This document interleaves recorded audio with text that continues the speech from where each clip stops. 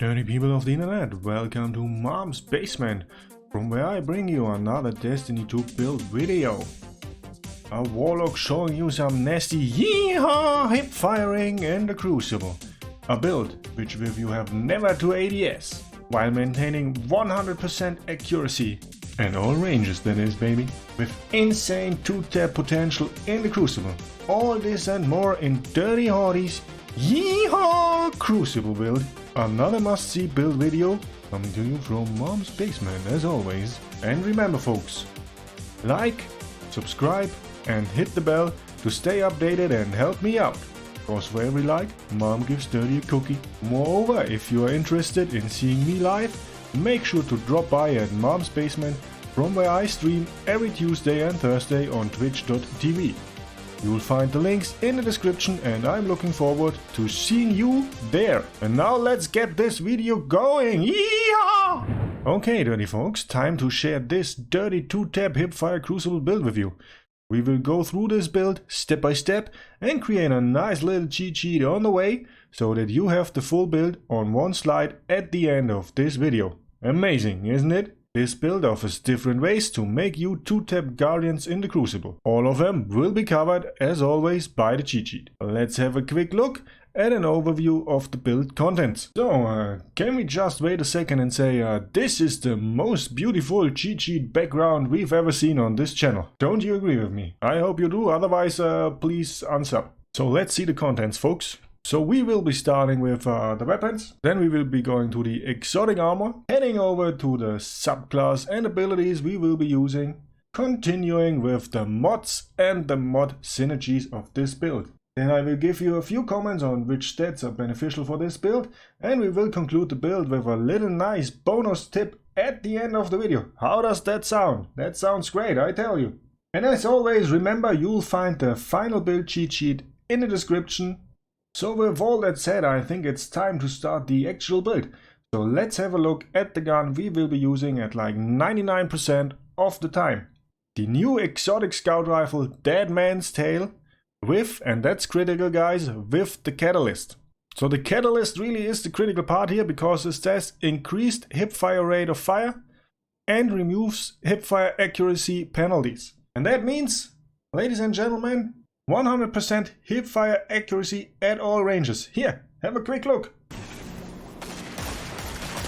What can stop you if you fight together? Nothing. I mean, if that isn't nasty, I don't know what is. So that will be the main gun we will be using like 99% of the time. So let me give you two options for the energy slot to pair with the Dead Man's Tale. So number one is the bottom dollar hand cannon. Yes, it doesn't really make any sense and we just will use that one for the style.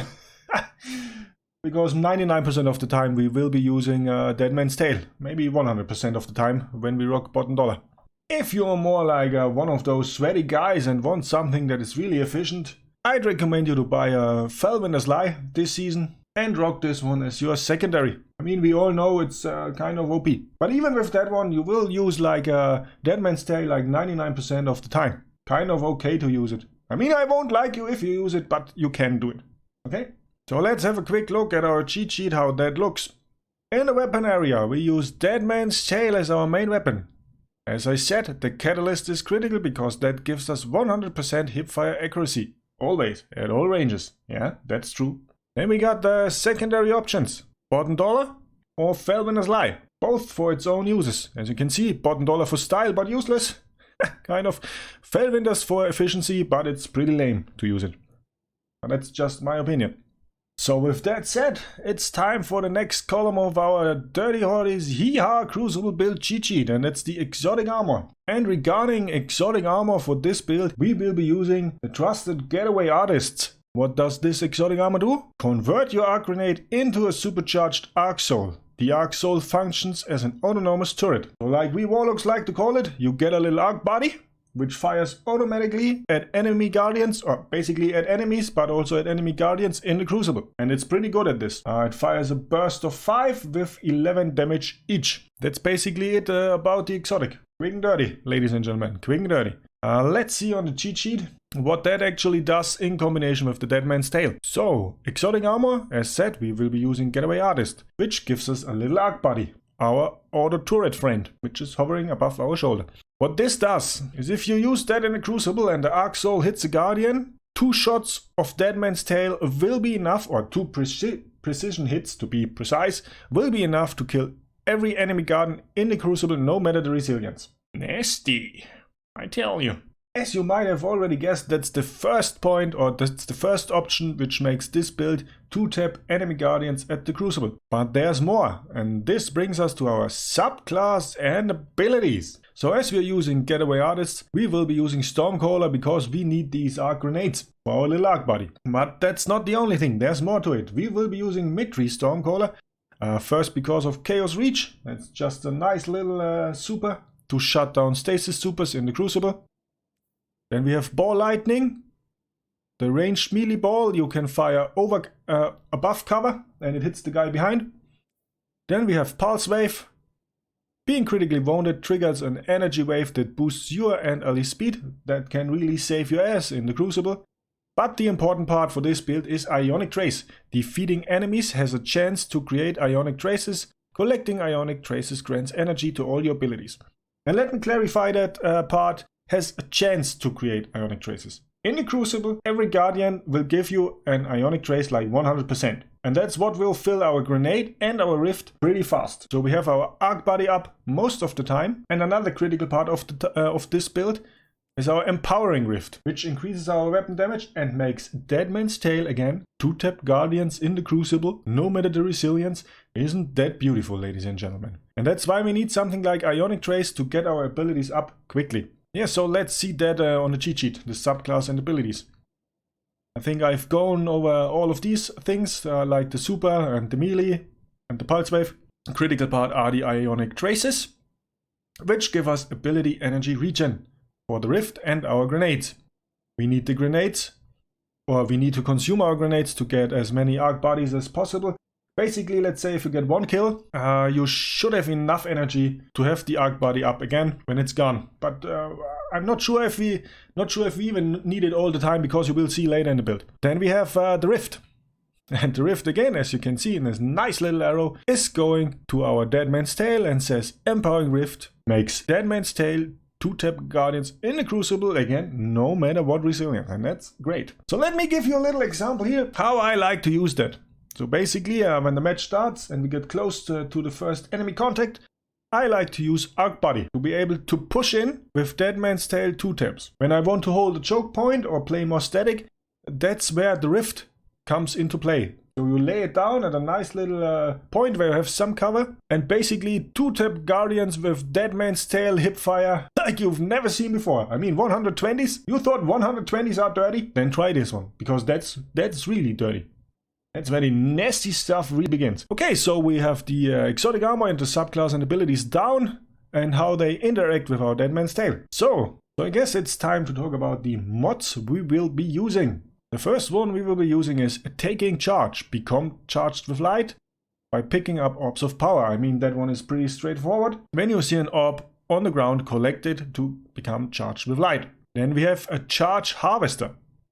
Yes, you get a stat penalty, and we will talk about that one later, but let's see what it does. While you are not charged with light, any kill or assist has a chance to cause you to become charged with light. So basically, you do the killing in the Crucible, and the more you kill, the higher the chance you get charged with light. You get the idea. With this build, we could also use like a precision charge, but I actually feel it's not as reliable as Charge Harvester. I also tried using both of them at the same time. For some reason, that wasn't really working as I thought it would, and I found something better to pair it with, but let's wait for that a second. Next one we're gonna use is Supercharged. With this mod, you can have 2 additional stacks of Charged with Light, up to a maximum of 5. So with this build we will have a maximum of 4. Next up is Stacks on Stacks.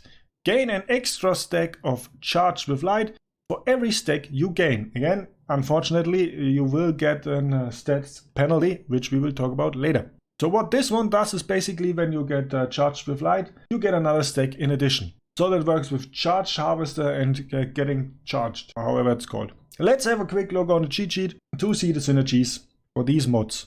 So we have Taking Charge, charge harvester, stacks on stacks, and supercharged. By the way, can we hold back a second and see how beautiful this arrow covers my nipple? Nice. That makes it social media safe, I would say. Okay, sorry. Back to the mods. So we have taking charge, charge harvester, stacks on stacks, and supercharged. Let's connect these because all these help us to either become charged with light or to have more stacks of charged with light. And all that is feeding into high energy fire, our 5th charged with light mod, which will, you might know that already, make the Dead Man's Tale 2-tap again while we are charged with light. Consume a nade to get arc body for the first push. So you have like the mobile turret, which makes Dead Man's Tale 2-tap. The second one is the rift, which makes you like stationary but able to 2-tap. And as soon as you're charged with light, you can basically 2-tap in every situation and be mobile at the same time, which is really nasty. And you can still have your arc body up, just so you know. So it's really nasty at that moment. So we have most of the things down that go into the Dead Man's Tale. You see all the arrows. It's like a flowchart, bringing all the stuff into the Dead Man's Tale to make it even deadlier, and 2-tap guardians in the Crucible with hipfire that is. So here's a little tip, never ever ADS with the Dead Man's Tale in the Crucible. If somebody is that far away that you have to ADS, just don't engage him. Find a better angle, that's just my tip. A few words regarding the stats. So I have it pretty mixed. Resilience, I would try to have at least the 30 and don't go below that. And now we come to one of the problems of this build. That's the recovery for the Warlock. Because using these mods will give you a hefty -20 to recovery. And as you can see, I'm still at 82, so I have 102 without those mods. So that's something I would aim for. And I think 80 is kind of okay. If you can get more, get more. 100 would be best, but then you would need a 120 base. And I think on the other hand, the 120 at discipline is more important for this build, just to get your arc body back faster. Okay, so we have basically all the core components of this build down. So let's head over to my jar and give you a little bonus tip. And that's the bonus tip here. If you want to enjoy DirtyHotte's YEE-HAW Crucible 2-tap build to the fullest, you have to use the Warlock with the Wrath Trail ropes. You can see the nice little Tex Mechanica icon here, which just completes the look.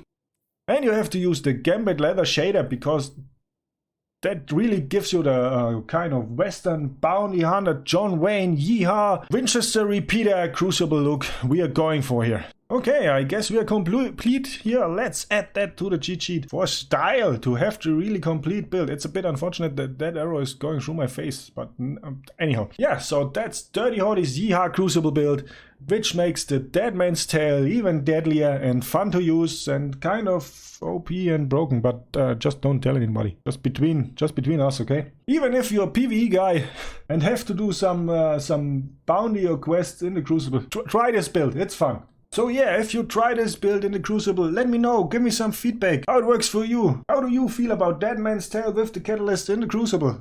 So I hope you all enjoyed this latest DirtyHotte build video with the cheat sheet included. So all I have to say is, if you liked what you have been seeing and want to see more stuff coming to you from Mom's Basement, make sure to like and subscribe, hit the bell, leave me a comment below with your thoughts.